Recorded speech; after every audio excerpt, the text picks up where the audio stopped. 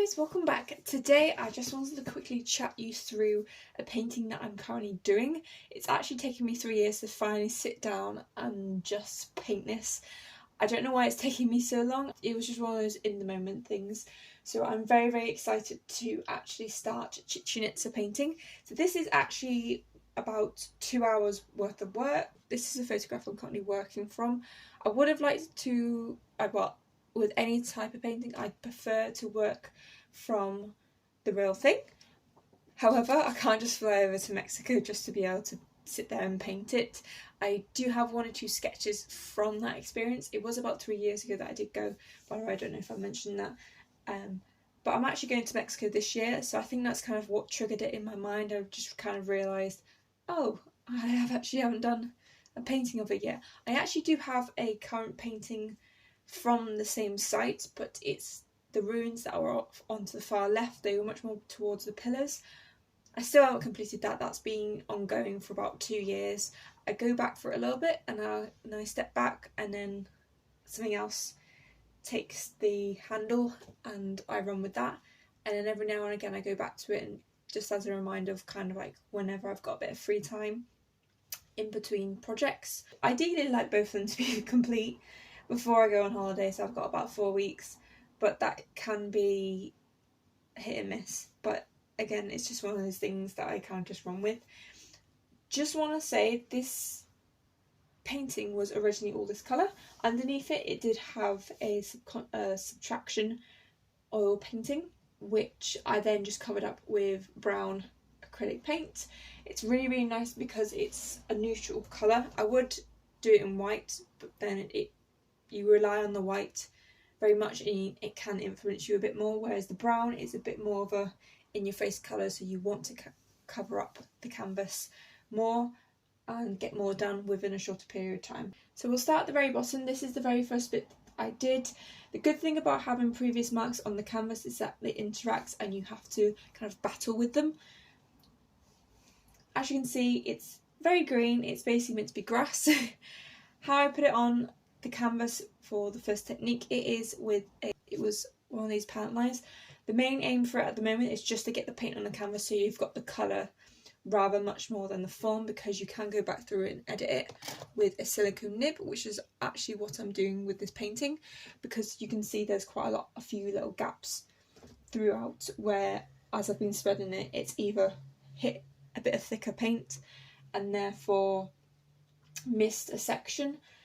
But for now, it's just the first layer, so you just simply apply the paint, make sure the kind of colour is there, and if you think it's good enough, you can leave it, or you can go back over the top of it, because you've got a week with oil paint because it doesn't set for a week, which is fabulous. Oh, I did forget to mention, the oil paints that I'm using are Winsor and Newton. Never gone to any other brand, basically because they're super thick.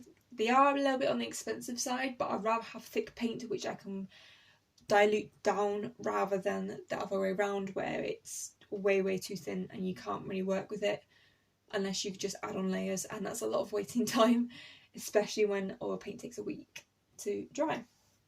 So I've left this middle space. I did do just a light graphite mark just to help me get it a bit more three-dimensional before I add any more paint. If you don't guess, the top section is all sky. It is blue mixed with white, very simple.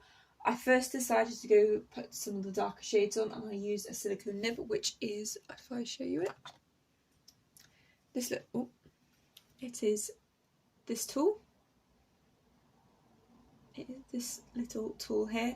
I just use it to just run around, because how I actually tend to do skies, I apply the oil paint straight to the canvas, and then I just use the silicone nib to go backwards and forwards, and then I apply the oil paint on top of it, like to the side, and I just kind of dip in and out, mix it around, and then carry on with different shades. A bit like droplets, so I put like a dark blue here, a light blue here, and the white here. Same with up here. I tend to put a bit more white towards the top, but it does have this really weird, mysterious feel to it, so I actually might leave the sky like that Obviously it's not going to be the same as the photograph, because the photograph is only a point of reference in terms of perspective. I'm only using it to get a general idea of what the colours look like, but mostly for the perspective of the actual Chichen Itza. With this sort of form, it's very, very difficult to be able to get right. I'll just quickly show you the picture now. You can see in here, like, the direction of which and how the steps go, as well as that single line all the way down. And then you've also got these lines that are step-like all the way down. It is going to be one of those paintings that I can get a lot done within the first kind of stage, but when it comes to all the little tedious marks and making sure the pigmentation's right, that's when it's going to be a bit more difficult, and that's when a lot more time is going to happen. Even though you've only got one set of eyes, you can find other ways to work out if the painting is actually finished. And for me, that is taking a picture, looking at it through a mirror, leaving it a couple of days, coming back into the room to see if it actually needs a change, or even asking someone who doesn't know much about art. I tend to ask my other half because he doesn't get it. Not like he's thick or something, but he doesn't understand art because it's not his thing. I don't understand cooking. I don't understand why you would want to sit in a kitchen preparing lots and lots of food, something that's going to last like 10 minutes. It's just not for me. I hope that wasn't too much. I do enjoy a sit down and a chat, like kind of a chatty video whilst I'm painting, not at the end, not just at the end process, because it's something to go back on. And then also, if I do overdo it, I can go to the point where, right, which part did I overdo? When did it actually go from tilting to my side, to being a finished piece, all the way over to being a bit over the top and over the done? And also you can bring it back to that original point. It might be really hard to, but it's better than starting all over again. So I hope that wasn't too much. I hope you guys enjoyed this video. Please give this video a like and subscribe to my channel to see more videos like this.